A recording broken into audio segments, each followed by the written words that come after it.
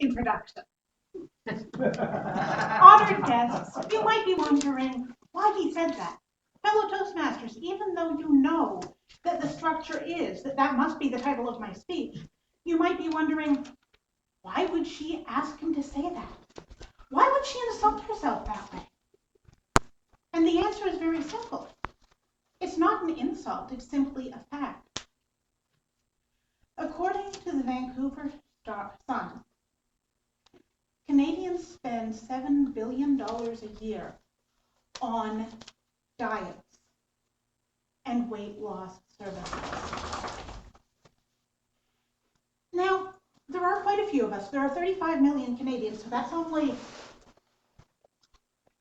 $200 per person every year that we're spending to lose weight. And of course, we know that weight loss and body image is very important for women.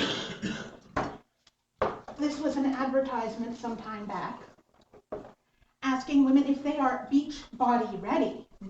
And of course, if they're not, they need to lose weight with this weight loss collection. But body image isn't just an issue for women. The flip side is the 90-pound weakling who got sand kicked in his face at the beach. Now, I've been to the beach in Oshawa, and there was actually no weigh-in, and nobody was measuring biceps. But maybe that's just Oshawa. It's a small town. However, I went down to Daytona Beach for a conference last year, and there were still no weigh-ins and no one measuring biceps. So I have to wonder if maybe the issue is less the people and their bodies, is just a problem with beaches. We all know that supermodels and what we see in magazines is photoshopped with fare thee well. So when I was looking for images of the ideal body, I went to the beauty contests. This is Miss Universe. And this is Mr. Universe. They don't actually even look like the same species, but we'll leave that aside. I'm not going to diminish the amount of time and effort that they put into these bodies. In fact, this is part of my point. I could never look like that, like either of them, neither could you. They put hours a day into those bodies, and they just barely managed to look like that.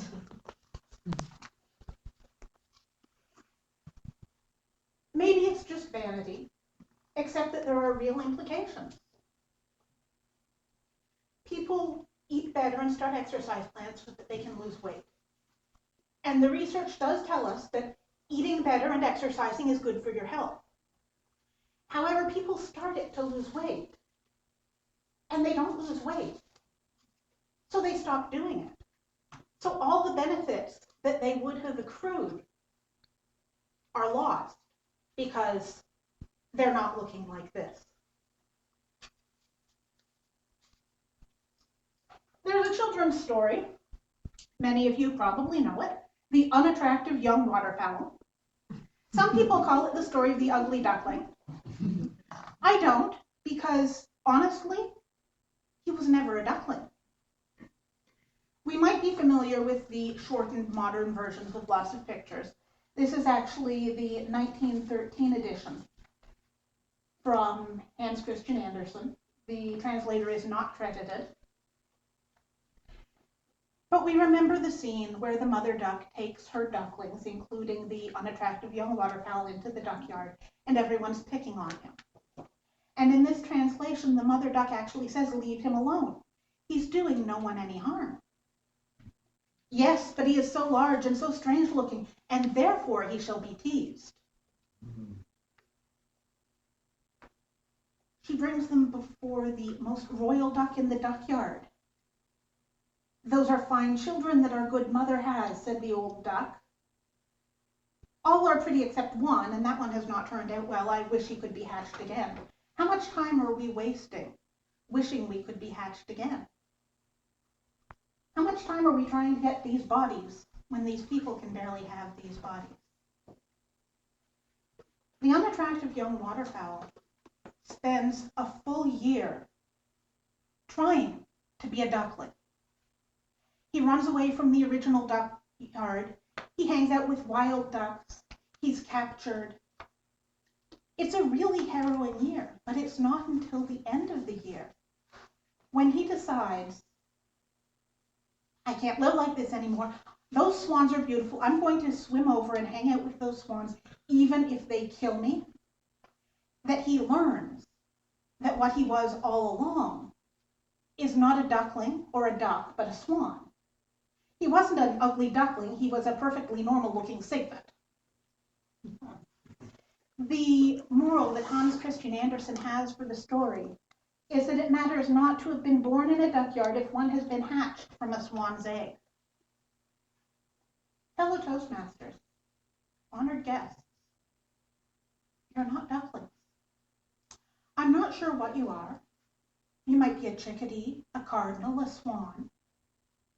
I don't know. Nobody else knows. The only way you can find out is to be the best at being what you are. And wait not until you become a gorgeous duckling, cute, fluffy, and yellow. But by being the best you are, eventually you will find who you were meant to be. Thank you very much.